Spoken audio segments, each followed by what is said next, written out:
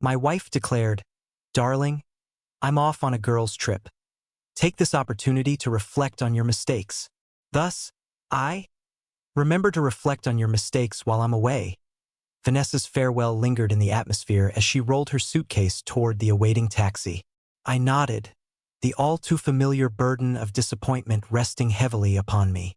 "I will," I assured her instinctively. The lines had been perfected over 15 years of marriage. She lingered at the threshold, her demeanor softening just a touch. "This girl's trip holds great significance for me, James.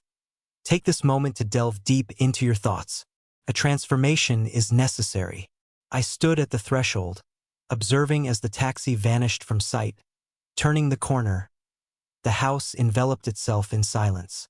Gone were the subtle sighs of disapproval, the corrections regarding my misplaced belongings, the suggestions for improvement. Only silence remained. Guilt should have weighed heavily on my mind, I mused. I ought to have been cataloging my flaws, crafting my contrition for her eventual return. Yet, in its place, an unforeseen emotion stirred within me. Relief washed over me as I closed the front door, the taxi disappearing down the street. Vanessa's parting words lingered, a haunting reminder.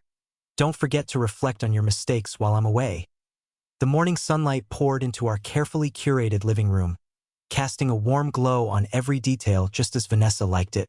The throw pillows were positioned with precision, magazines displayed in flawless alignment on the coffee table, and not a hint of dust marred any surface. "This girl's trip means a lot to me, James," she had declared while fastening her suitcase shut. "Take this moment to delve into deep reflection. Change is necessary." I nodded, a reaction shaped by 15 years of partnership. "I will," I had promised without hesitation, the familiar burden of disappointment resting heavily on my shoulders. The dialogue was all too familiar. Vanessa points out an issue, often me, I concede, and I strive to improve. It seems that satisfaction always eludes me. I found myself in the kitchen, deftly steering clear of the new rug she had purchased last month, a reminder of her critique on my previous choice that had revealed my utter lack of discernment. There, my coffee mug rested solitary in the dishwasher. She had already highlighted how I had set it on the incorrect rack before her departure. 3 days lay ahead of me, an expanse of solitude to reflect on my failings. 3 days to craft more sincere apologies, more heartfelt promises of change. The house enveloped me in a profound stillness, a silence that felt unfamiliar, as if it had been ages since I last experienced it. Evening crept in slowly, casting shadows that deepened the dimness surrounding me. I refrained from switching on too many lights. There was an unspoken sense that illuminating areas where Vanessa once thrived was somehow inappropriate.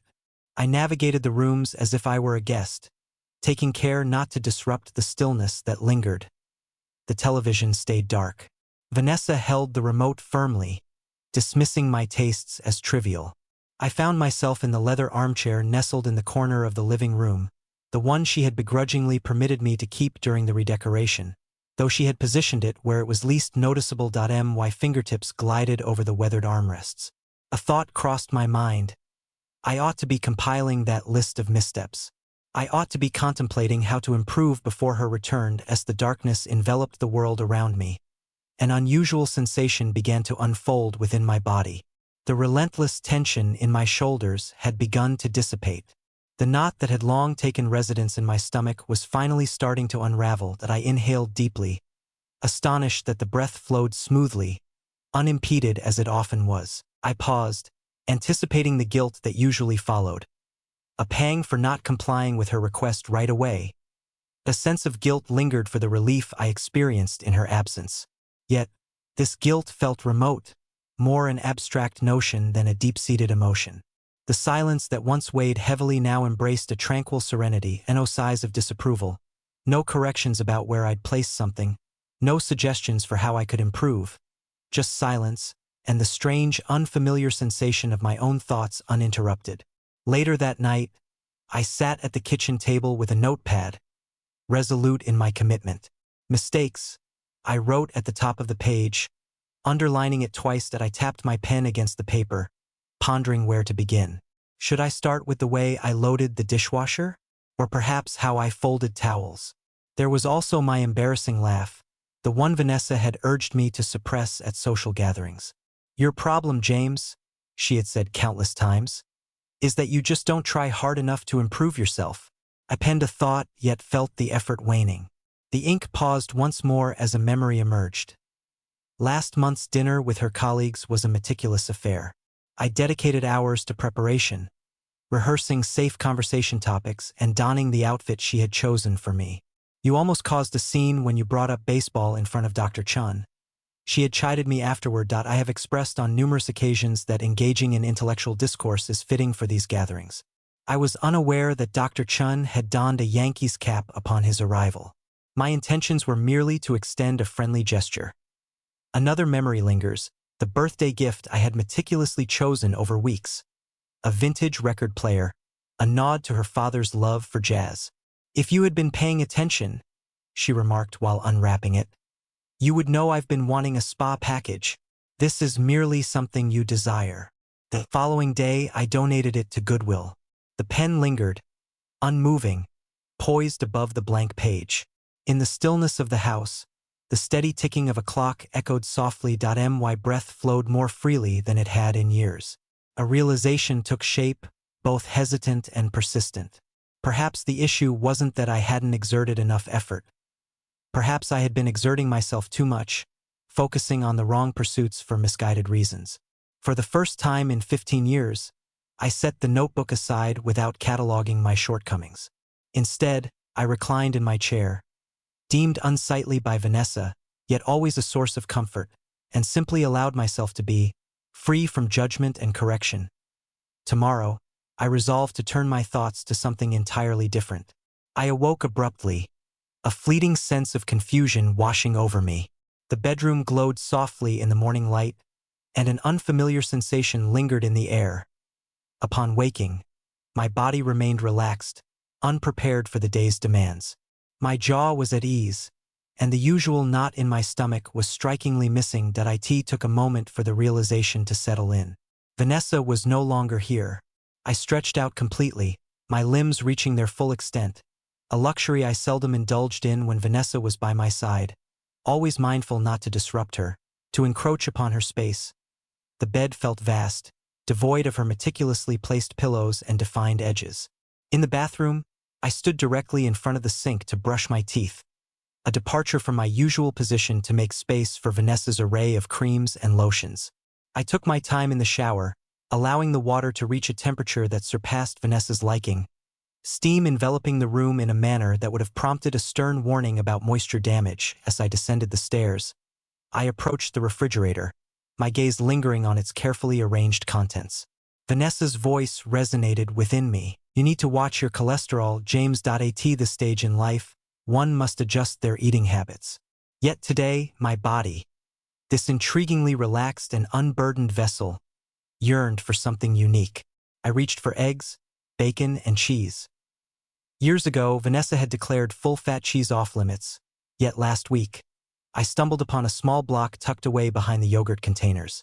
I proceeded to cook without pausing to wipe down the stovetop between steps, a practice that would have drawn a deep sigh and a pointed remark.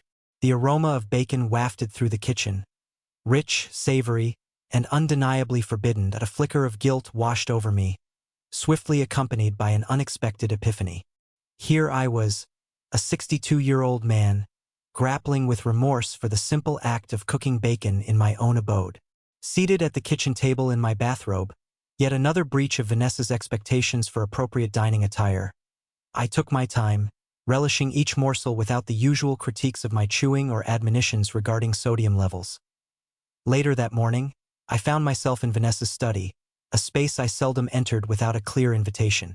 Everything was meticulously arranged, desk accessories aligned at perfect right angles, books categorized by size and color rather than by their content. A framed photo drew my attention. On our wedding day, we both wore smiles that felt like sunshine. I struggled to recall the last moment Vanessa had looked at me with such joy. "Your posture was terrible during the ceremony," she remarked later, as we sifted through our wedding photos. "It ruins half these shots. You should have listened when I told you to stand up straight." I placed the photo aside, the memory igniting a cascade of others. James, you embarrassed me in front of everyone. Vanessa's voice echoed from 3 years past, after a dinner party. You keep rambling on about your father's fishing trips as if anyone is interested. Can't you sense the atmosphere? Look at how Dr. Mitchell's wife skillfully shifted the conversation. That was the moment I ceased to share tales of my father. If only you would put some thought into your appearance, Vanessa. During our 10th anniversary trip, I wouldn't have to feel embarrassed being seen with you. That shirt makes you look like you've given up on life. I dismissed the comfortable blue Oxford she was alluding to, even though it had been a thoughtful gift from my sister. Your laugh is too loud, James. It draws attention. That remark from our 2nd year of marriage lingered in my mind, and I struggled to recall the last moment I had laughed freely in public. Why can't you emulate Richard more? She would inquire about the evenings spent with her colleague and his wife.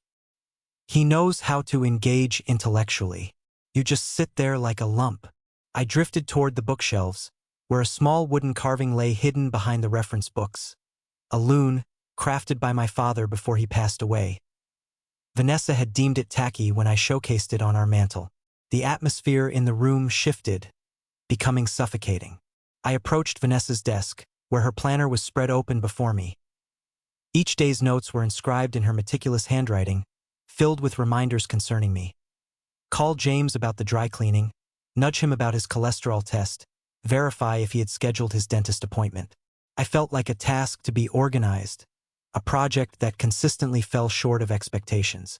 That evening, I settled into my leather chair with a notebook, not the one where I had begun my list of mistakes, but an old journal I had unearthed from my desk drawer.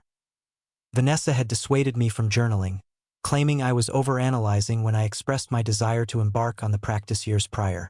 The blank page lingered in anticipation. I pressed the pen to the paper, not to document my shortcomings as advised, but to create something altogether different. What transpired between us? The inquiry lingered vividly on the blank page. I penned another.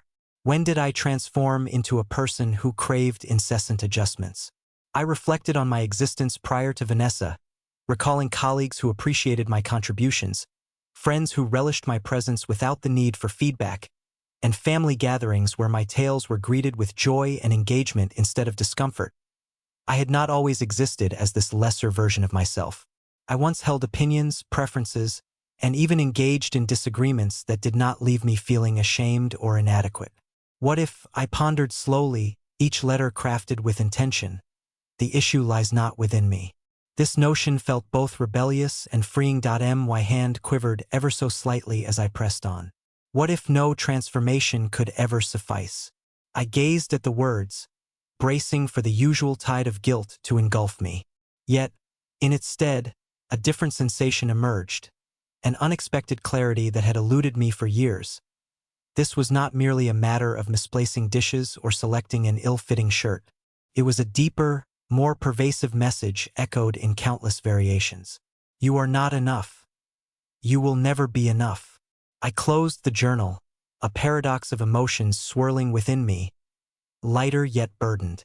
The truth settled in my chest, sharp and uncomfortable, yet oddly essential, akin to the process of mending a fractured bone. As I settled into bed in the stillness of the house, I resolved that tomorrow would mark a turning point. I would no longer dwell on my past missteps.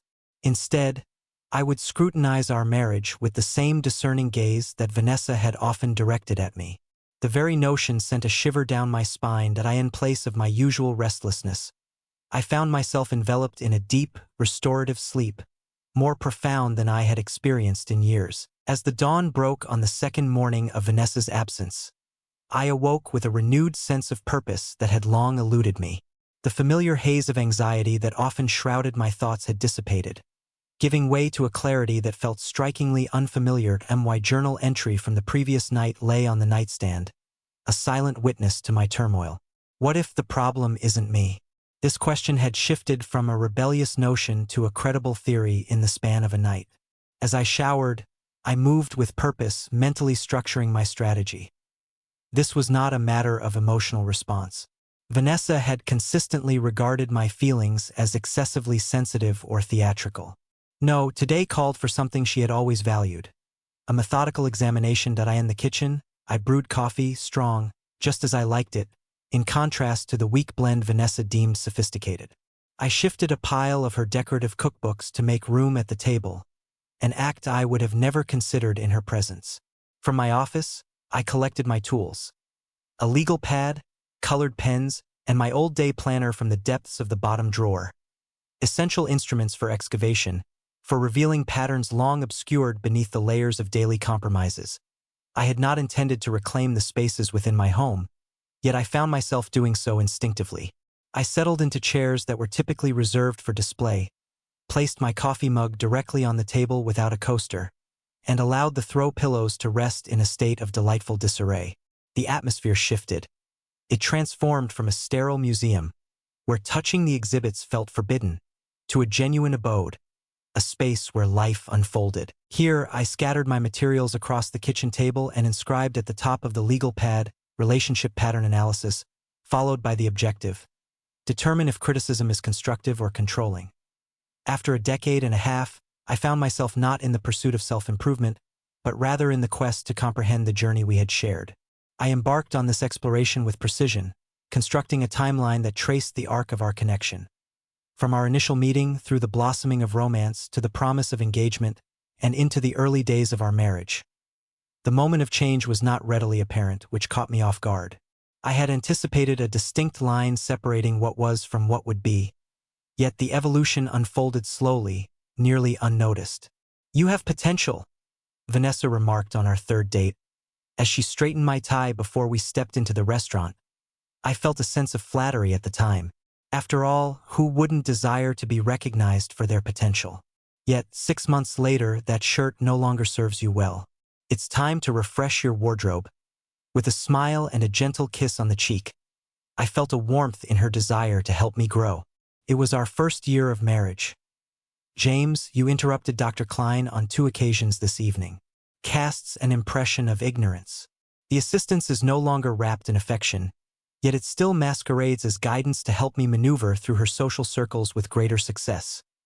The pattern unfolded gradually as I retraced the steps of time. What initially started as mere suggestions evolved into expectations, then transformed into requirements, and ultimately morphed into criticisms when those standards fell short. "Your sense of humor, it seems, is deemed too lowbrow for my colleagues. Could you express yourself more clearly? Your words tend to blend together. That viewpoint gives off a rather narrow impression. I find it challenging to discuss your interests with my friends." I turned the pages of photo albums, wedding snapshots capturing me standing rigidly, having been advised that my natural posture was lacking. Holiday images revealed a smile that seemed forced, a result of being told my grin was too silly. Family gatherings showcased a withdrawn version of myself, conditioned to believe that expressing too much or too eagerly would lead to later judgment. "James, it's essential for you to focus on your personal growth. My intentions are rooted in a desire to see you thrive. What holds you back from embracing this journey of improvement? This is the essence of love and support. They nurture one another's growth." I found myself gazing at a photograph captured during Vanessa's company party last Christmas. I hardly recognized the person I saw. The rigid stance, the meticulously composed face, the reserved attire I would never have selected for myself. A man fervently striving to avoid errors. The proof was undeniable, presented in tidy chronological sequence. This was not a journey of growth or enhancement. This was a vanishing act. I took my notes to our bedroom, the very symbol of our union, as dusk descended. I found myself ensnared in contemplation, the room enveloped in a shroud of darkness. I flicked on a solitary lamp and perched on the edge of the bed, the wedding photo on the nightstand glimmering softly. The joyful couple captured in that image felt like a distant memory, a version of ourselves that had vanished. The man had been gradually taken apart, fragment by fragment, over the years. The woman had transformed into a figure I scarcely recognized, no longer the person I had once adored, but someone who could only love me if I changed at my core. I lifted the photograph, examining it intently. My hands trembled as the profound weight of understanding enveloped me. "I've been apologizing for my very existence," I murmured to the vacant space around me. 15 years spent striving for worthiness. 15 years spent molding myself to meet unattainable expectations. 15 years of convincing myself that her affection hinged on my relentless pursuit of perfection, and that the blame rested solely on my failure to transform adequately. The quaking in my hands intensified, cascading through my entire being with the weight of this newfound understanding. Memories surged within me like relentless tides, fragments of happiness stifled by my own exuberance, thoughts muted for their lack of depth, desires overlooked for their simplicity. I had abandoned vibrant hues she deemed too loud, turned away from melodies she labeled trivial, and let go of connections she regarded as unworthy. I relinquished passions, pursuits, and even bonds with relatives who fell short of her expectations. I set the wedding photo face down on the nightstand, then turned to catch my reflection in the mirror above the dresser. The figure staring back was unfamiliar, a meticulously crafted version of what others expected me to be. "This isn't love," I declared to my reflection, my voice resonating with a strength I hadn't felt in years. "This is control." The words lingered in the atmosphere, their truth inescapable. For 15 years, I had clung to the belief that I was not enough. The truth was both stark and heartbreaking. I was denied the freedom to be who I truly was. The marriage didn't falter due to my inability to adapt sufficiently. It had faltered, for change was the sole currency that bought fleeting approval. I squared my shoulders, meeting my reflection's gaze head-on. "No more," I declared with conviction. No longer would I bear the burden of unending correction. Following my epiphany, the confines of the bedroom became unbearable. The walls pressed in, and the air grew heavy, suffocating. I descended the stairs with a sense of imbalance, my legs faltering under the sudden influx of realization. In the living room, I sank into my leather chair, the lone survivor of Vanessa's relentless redecorating endeavors, now cast aside in the corner. My hands shook with an uncontrollable tremor. A chill of apprehension swept over me, beads of perspiration forming on my brow. 15 years. That figure reverberated through my thoughts. 15 years of my existence devoted to seeking validation that remained ever elusive. 15 years of internalizing the notion that my true self was inherently lacking. 15 years of diminishing myself to conform to another's ideal. "Oh God," I whispered, the words slipping from my lips unbidden. "What have I done?" I had relinquished friendships that Vanessa deemed tiresome, ceased visiting my sister after Vanessa labeled her home as depressingly middle class, and forsaken hobbies that once filled me with joy, now dismissed as childish or commonplace. My eyes drifted to the bookshelves lining the far wall, behind a row of literary classics that Vanessa insisted we display. Though neither of us had read them, lay a shoebox. With trembling hands, I retrieved it, a small act of defiance, a collection of items I had preserved despite Vanessa's disapproval. Inside were baseball cards from my childhood, a harmonica my father had taught me to play, letters from old friends, photos of fishing trips, and small treasures from a life I had willingly left behind. I raised the harmonica to my lips, a reflexive motion. Silence enveloped me. The notes eluded my memory, and I found myself unable to recall how to play. Another loss among countless others. Grief enveloped me in relentless waves, each revelation inflicting new anguish. It was not merely sorrow for the years squandered, but for the man I had permitted myself to become, a hollow echo of a person molded by criticism rather than nurtured by compassion. That I spoke these words, the reality of them burning within me. I allowed this to unfold. I was not merely a victim. I had played a part in my own decline. Time slipped away as I remained still in the shadowy living room. An eerie silence enveloped the house, with not a single creak or whisper to disrupt the tranquility.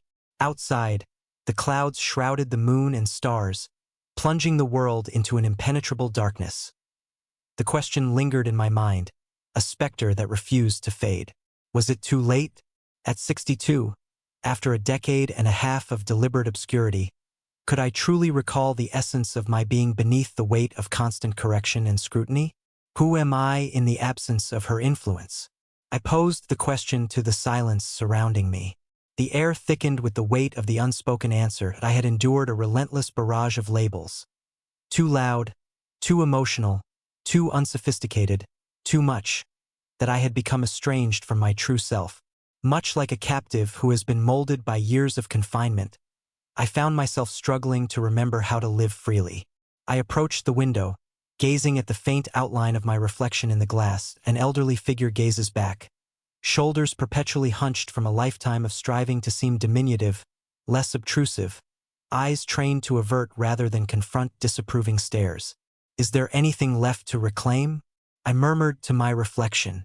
The heavy burden of missed chances enveloped me. Those years are lost to me forever. I cannot retrieve the relationships I let slip away, the moments I chose to forego, the happiness I relinquished. The prime of my life was devoted to unattainable ideals. I leaned my forehead against the cool glass, shutting my eyes to the emptiness that surrounded me and the shadows that lingered behind my closed eyelids. I envisioned myself trapped in this half-life, falling back into familiar patterns despite this fleeting moment of clarity, paralyzed by the fear of change, too well acquainted with the slow erosion of my spirit. Vanessa would be back in 24 hours, anticipating a catalog of my failures and vows to improve. The easiest route would be to deliver just that, to sink once more into the familiar unease of our well-worn dynamic.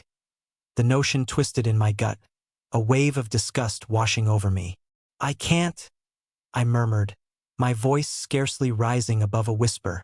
"I can't bear it any longer." The confession was a blend of dread and urgency, akin to jumping from a blazing structure. The descent could be fatal, yet remaining would guarantee ruin. I must have dozed off in the chair, for I stirred to the soft glow of dawn seeping through the windows. My body throbbed from the uncomfortable position.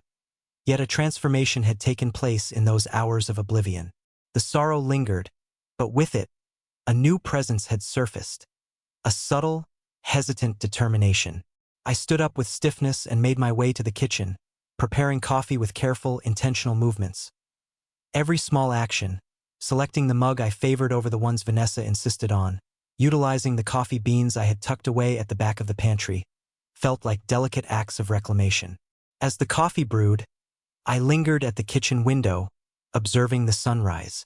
The light slowly shifted the backyard from shades of gray to vibrant color. The metaphor resonated deeply within me. I found myself pondering my identity, whispering to the void, "This cannot be all there is."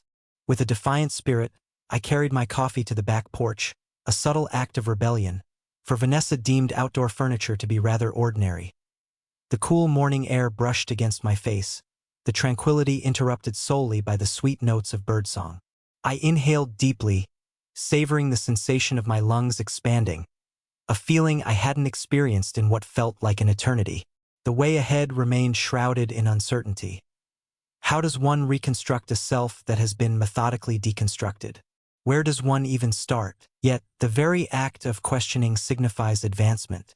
For 15 years, I had not inquired about my desires or necessities. I had solely focused on how to be less disappointing, less embarrassing, less of who I truly am. I took a sip of my coffee, my gaze drawn to a cardinal as it perched on the fence post.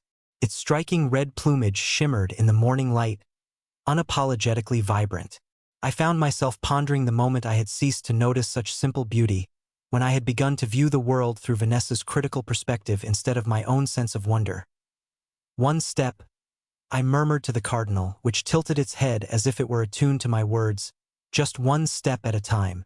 I reminded myself that I didn't need to have all the answers today. I didn't need to fully understand who I was or what the future held for my marriage. I required merely a flicker of courage to take the next step forward. As the sun rose above the horizon, stretching its golden rays across the yard, I sensed a stirring within me that had lain dormant for years. It wasn't quite happiness. The ache remained too vivid, the absence too deep, yet there was a whisper of possibility. Change was imperative, and for the first time in 15 years, I was ready to embody that change.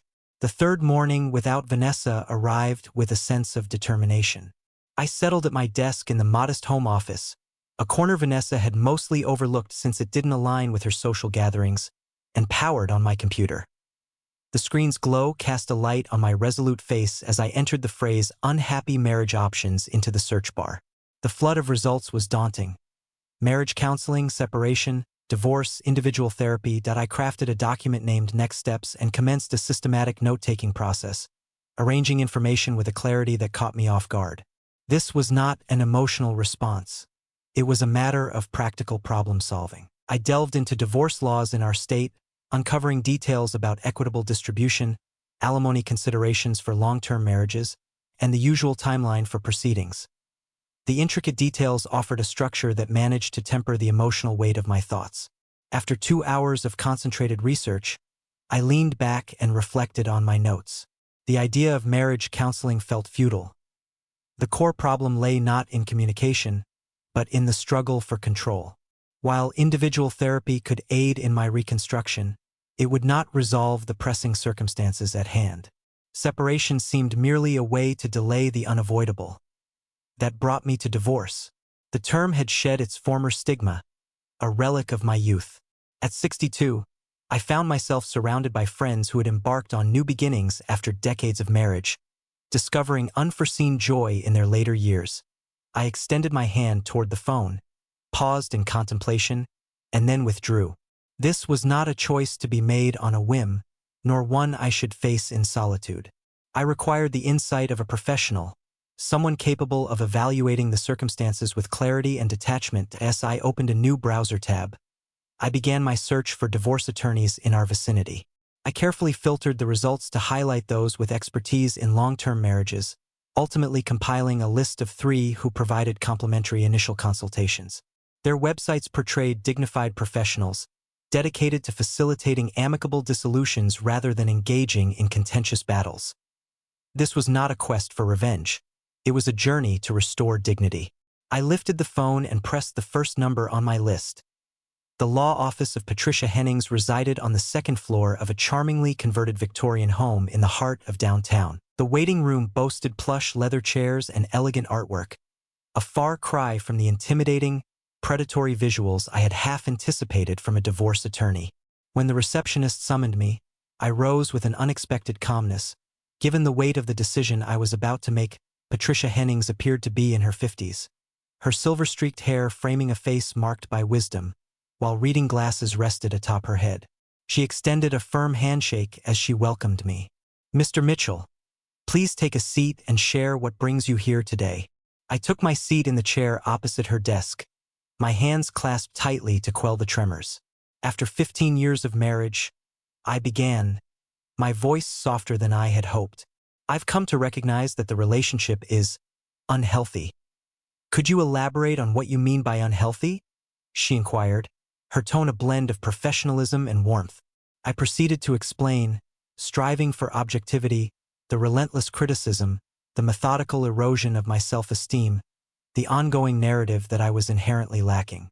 Articulating this pattern to someone else rendered it even more unsettling than it had felt in my solitary thoughts. Patricia nodded, her pen gliding across the page as she made occasional notes. "What you're describing," she said once I had finished, "is a form of emotional abuse.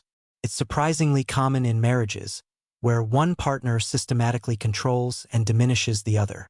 The term abuse lingered in the space between us, heavy and unspoken. I had never considered my circumstances in that light." "Is that truly how you perceive this?" I inquired. "Given your description, it seems so. The real inquiry lies in your desired course of action." I inhaled deeply. I find myself contemplating divorce, yet I question whether my feelings are an overreaction. "Mr. Mitchell, at 62 years of age, you have recounted a 15-year history of behavior that has eroded your self-worth and independence. Such matters rarely shift without considerable effort, and even then, the chances of success remain slim." She leaned in a bit closer. "You are worthy of spending the remainder of your days in dignity and tranquility." The straightforward validation almost unraveled me. I blinked quickly, battling unforeseen tears. What might the process entail? I managed to inquire. Patricia meticulously detailed the process. Filing paperwork, disclosing finances, engaging in negotiations, considering mediation, and ultimately seeking court approval. She elaborated on how we could prepare the necessary documents in advance, ensuring they would be ready for when I chose to move forward. "My wife is set to return tomorrow, I mentioned that I seek readiness. Patricia acknowledged the unspoken meaning with a nod. Very well. Let us commence. I arrived home, clutching a portfolio that held draft divorce papers alongside Patricia's business card. The weight of the documents was both profound and liberating, brimming with potential. Patricia had urged me to reflect deeply on my strategy. The moment of confrontation establishes the atmosphere for all that is to come, she had articulated. Be clear, be resolute, yet steer clear of unwarranted provocation. I set the portfolio on my desk and commenced my meticulous preparations. Initially, I collected an array of financial documents: bank statements, investment accounts, retirement funds, and the property deed, ensuring to make copies while securely placing the originals in a safety deposit box I had just opened that very afternoon. Following that, I meticulously crafted an inventory of personal possessions imbued with sentimental significance.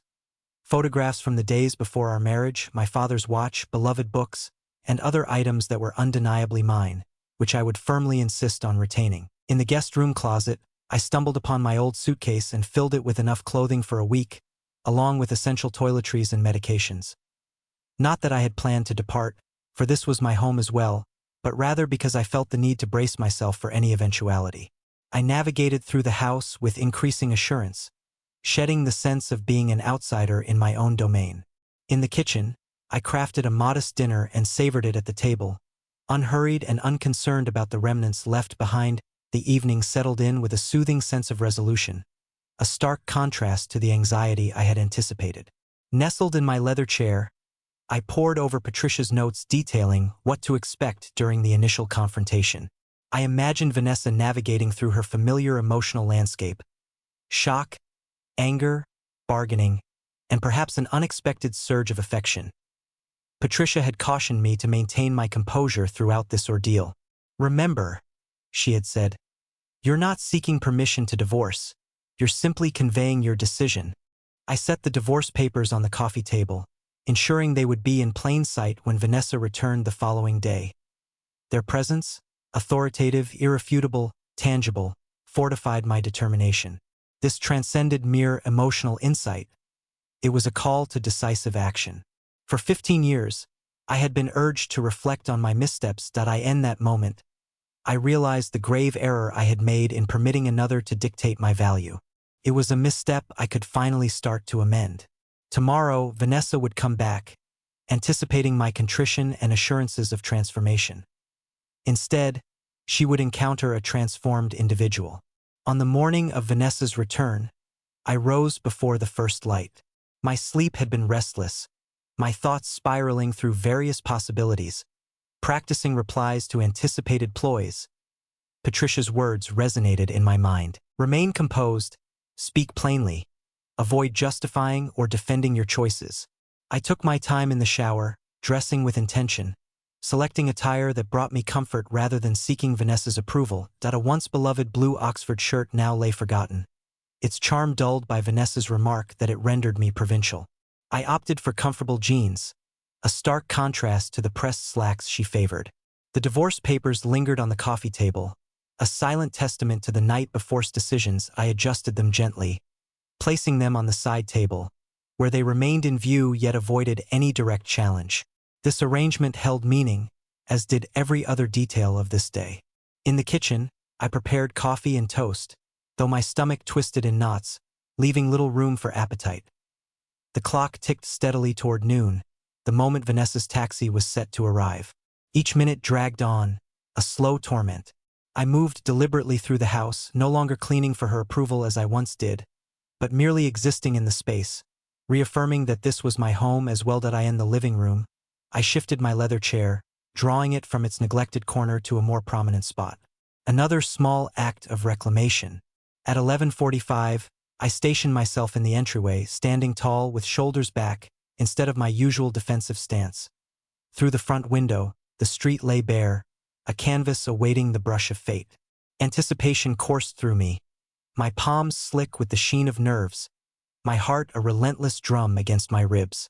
Yet, amid the tumult of my body, a steadfast resolve anchored me, unwavering. At the stroke of noon, a taxi materialized at the far end of the street. My breath hitched as it drew near, finally halting before the house. Vanessa stepped out, gracefully handing the driver payment while he unloaded her bags from the trunk. She appeared unchanged, elegant and composed, blissfully oblivious to the fact that everything around her had transformed. The front door swung open, and our gazes locked. "James," she uttered, her voice laced with the familiar undertone of disappointment that had settled into her very being. "You seem changed." I assisted in bringing Vanessa's luggage inside, a gesture that felt oddly disconnected from the world we now inhabit. She navigated the entryway with a familiar precision, her eyes already searching for imperfections to address. "The house appears satisfactory," she remarked, yet her tone hinted at a different sentiment. "I trust you've taken the time to ponder as I recommended." We stepped into the living room. Her eyes landed on my moved chair before drifting to the divorce papers resting on the side table. A subtle narrowing of her gaze was the sole sign that she had acknowledged their presence. "Vanessa," I said, my voice surprisingly steady, "we must have a conversation." She cast a fleeting look at her watch. "Is it possible to postpone? I'm weary from the journey, and there are numerous calls awaiting my attention and I stated plainly, "cannot be postponed." There was something in my voice that piqued her interest. She regarded me intently now, taking in the strange shirt, the upright stance, the unwavering gaze. "What is it, James?" Her voice adopted that familiar note of concern she reserved for moments when she was about to articulate my shortcomings. I motioned toward the couch. "In recent days, I have found myself reflecting as you advised. However, my thoughts have not lingered on my missteps, but rather on the essence of our marriage." And that word hung in the air, laden with the anticipation of a familiar apology. "I wish to end this union." 3 words, delivered with a serene clarity. No introduction, no rationale, no space for ambiguity. Vanessa's expression turned utterly vacant, as though her thoughts were unable to grasp the declaration. A faint smile appeared, one that was both dismissive and condescending. "Don't be absurd, James. Any concerns you have can be addressed rationally. This matter is not open for discussion. It is a decision I have firmly made." I extended my hand for the papers, setting them down on the coffee table that lay between us. "I have sought the counsel of an attorney. Here lie the initial documents." The smile has faded away. "You sought the counsel of a lawyer without my knowledge?" "Yes." "What could possibly compel you to take such a drastic step without discussing it with me first?" Her voice edged higher, a hint of control wavering. "Because our marriage has turned toxic for me, because I've endured 15 years of feeling inadequate, because I'm weary of constantly apologizing for simply being." Vanessa rose suddenly, her voice laced with disbelief. "That's utterly ridiculous. All I've ever done is strive to assist you in becoming a better version of yourself." "No," I said softly. "You've attempted to reshape me into a version of myself that aligns with your expectations. That isn't progress, Vanessa. That's obliteration." Vanessa's strategies changed swiftly, as she understood I was earnest. The dismissive smile reappeared, now laced with a hint of condescension. "James, you're clearly navigating some turmoil," she remarked, her voice softening to the cadence she reserved for elucidating intricate concepts to those she deemed less astute. "Perhaps it's a midlife crisis. It's a familiar scenario for men at this stage of life." I chose to remain quiet, neither affirming nor contesting her words. She inched nearer, her hand extending to make contact with my arm. "Let us refrain from rushing into any decisions. We can discuss whatever is troubling you." "This is not a hasty matter," I responded, gently distancing myself from her touch. "The outcome stems from meticulous thought." Her demeanor briefly stiffened before giving way to a raw, exposed fragility. "After all I've sacrificed for you, I've poured years into this union, striving to support your growth. I understand your perspective," I replied. "Yet that is exactly where the issue lies. A thriving marriage should not revolve around one partner perpetually attempting to mend the other." I could see the frustration flicker across her features before she shifted her strategy. Tears brimmed in her eyes, meticulously restrained to seem genuine while safeguarding her mascara. "I can't believe you'd discard 15 years over a misunderstanding," she said, her voice quivering just right. I love you, James. I have always wished for your well-being. In times gone by, those tears would have shattered me, leaving me in a flurry of apologies. Yet now, I see them as a strategy rather than a true expression of sorrow. Apologies for your distress, I stated plainly, yet my choice remains unchanged. In an instant, the tears evaporated, giving way to a chilling fury. You are embarrassing yourself. Regret will wash over you when you come to terms with your own limitations. I took in the insult, unyielding. That's your perspective, and you have every right to it. Who planted these thoughts in your mind? She demanded, her footsteps quickening with agitation. Was it your sister? She's always harbored resentment towards me for lifting you out of her narrow little existence. No one planted ideas in my mind, Vanessa. At last, these thoughts are solely my own. She ceased her pacing, her gaze fixed on me with a fresh intensity. Is there another? Is that the crux of this? No, this narrative unfolds as I come to terms with a recurring pattern that has proven detrimental to my well-being. Vanessa's strategies evolved into a series of increasingly frantic maneuvers, bargaining, veiled threats, appeals to financial stability, and subtle nudges highlighting my perceived shortcomings. Yet, each of her attempts was met with the same steady, unyielding demeanor from me at last. She grasped the divorce papers, her eyes narrowing as she scanned the words. When she lifted her gaze, a shift occurred in her demeanor. In that moment, I witnessed uncertainty for the first time. You're truly serious about this, she remarked, her tone hovering between disbelief and curiosity. Yes, came the reply. She placed the papers down with deliberate care, each movement measured and intentional. The manipulation tactics had faltered, and we were both acutely aware of it. This conversation isn't over, she asserted, though her voice betrayed a hint of uncertainty. I know, I responded, but the outcome remains unchanged. As we had previously discussed, this is a no-fault divorce filing, Patricia explained, sliding the document across her desk for my signature. Considering the circumstances, I have included provisions for the equitable distribution of assets. 3 weeks had elapsed since Vanessa's return and my announcement. The initial shock had transformed into a meticulously calculated negotiation process. Vanessa had enlisted the services of her own attorney, a tenacious expert from a renowned downtown firm, yet even his strategies could not alter the undeniable truth. Our marriage had reached its end. Will she contest any of this? I inquired, signing where indicated. She might, Patricia responded, her tone steady. Her attorney has already suggested that your sudden desire for divorce indicates mental instability. I glanced up with sudden intensity. No need to fret, Patricia went on. That method seldom yields results, particularly considering the evidence we've gathered regarding the dynamics at play. Judge Holbrook tends to frown upon efforts to label sensible choices as pathological. I nodded, finalizing the signatures. Each stroke of the pen felt like severing another thread that had tethered me to a lesser reality. What comes next? I inquired. Today we will proceed with the filing. Vanessa will receive formal notification. After that, we await her response, which may either be an acceptance of the terms or objections that we will need to consider and address. After our confrontation, I found myself in the guest bedroom. Vanessa employed a range of tactics to reclaim her authority. Icy silence, feigned affection, abrupt concern for my well-being. Yet, each of her efforts was met with the same steady, unyielding response. She will resist this, I murmured. Control holds too much significance for her. Patricia collected the documents with precision.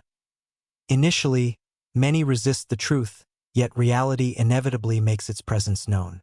As I exited her office and stepped into the vibrant spring afternoon, I sensed the impact of the morning's events.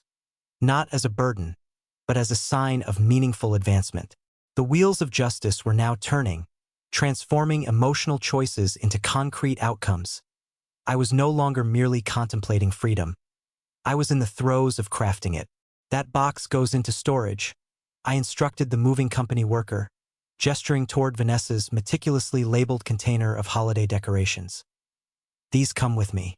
2 months after filing, As negotiations languished due to Vanessa's calculated delays, I resolved to move out, not out of obligation to leave our home, but in pursuit of a new beginning.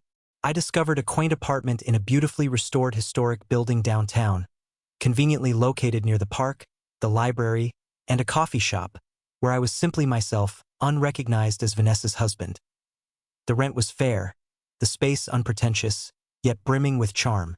The lofty ceilings, the warm hardwood floors, and the windows that could actually be opened, a stark contrast to the sealed designer ones Vanessa had insisted on putting in our home. Vanessa lingered in the doorway, observing the movers with a barely concealed scorn. "This is completely unnecessary," she said, her voice steady yet tinged with exasperation. Not for the first time, she added, "You're being impulsive." I persisted in my task of sifting through the books, choosing only those that resonated with me, as opposed to the selections Vanessa had deemed suitable for our shared collection. "It's, in fact, the antithesis of impulsiveness," I responded with composure. "It's a decision rooted in careful contemplation." "People will talk," she said, shifting her approach. "Everyone will wonder why you've departed after all this time." I set my father's tattered edition of Hemingway's stories into the takebox. "I have devoted far too much time fretting over the opinions of others." The movers operated with remarkable efficiency, carefully loading my unexpectedly humble belongings.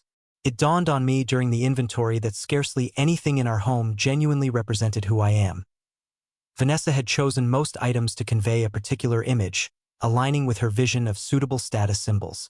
Yet, what I cherished most were the items she had overlooked. Family photographs, books from my childhood, and fishing gear that lay forgotten in the garage. As the final box was loaded, I took one last stroll through the house that had been my sanctuary for 15 years.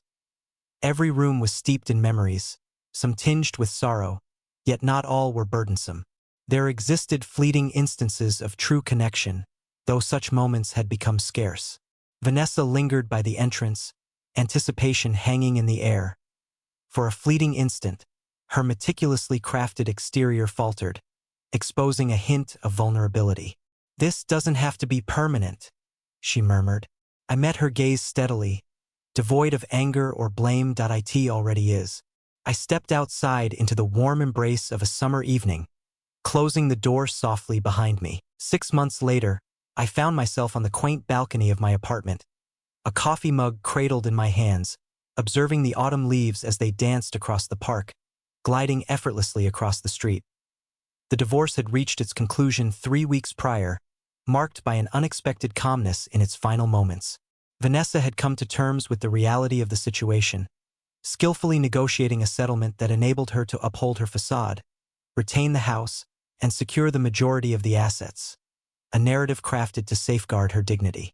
My own requests were modest, limited to personal belongings and a measure of financial stability to embark on a new chapter.